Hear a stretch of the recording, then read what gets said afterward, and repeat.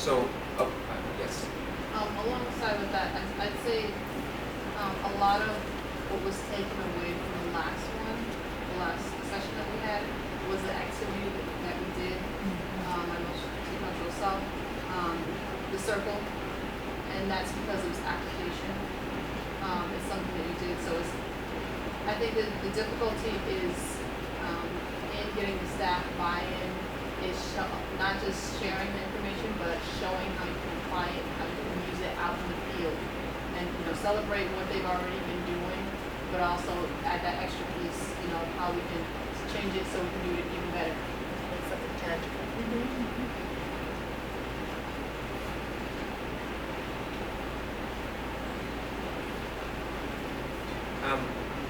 So actually, thank you for both in terms of the challenge and then beginning to address the issues of if it's applicable.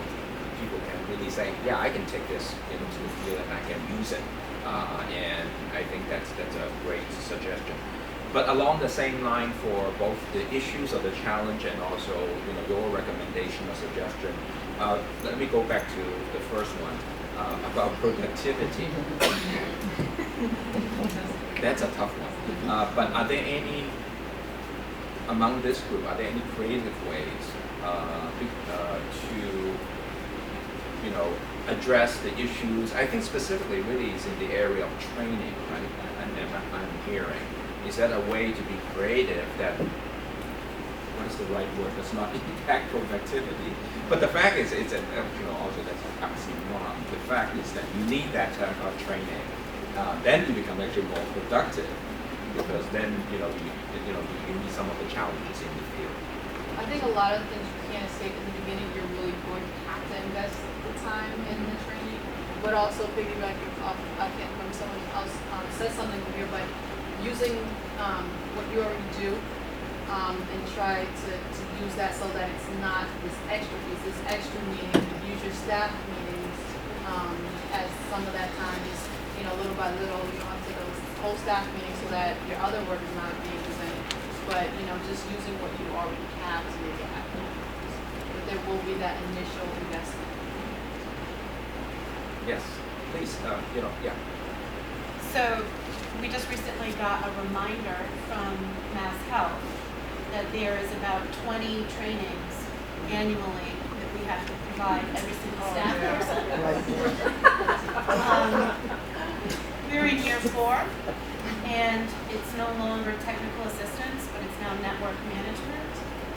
And I believe that they're going to start auditing the records and personnel files to see that we're offering those trainings and that people are getting their annual trainings. It's in a different phase now, it feels like.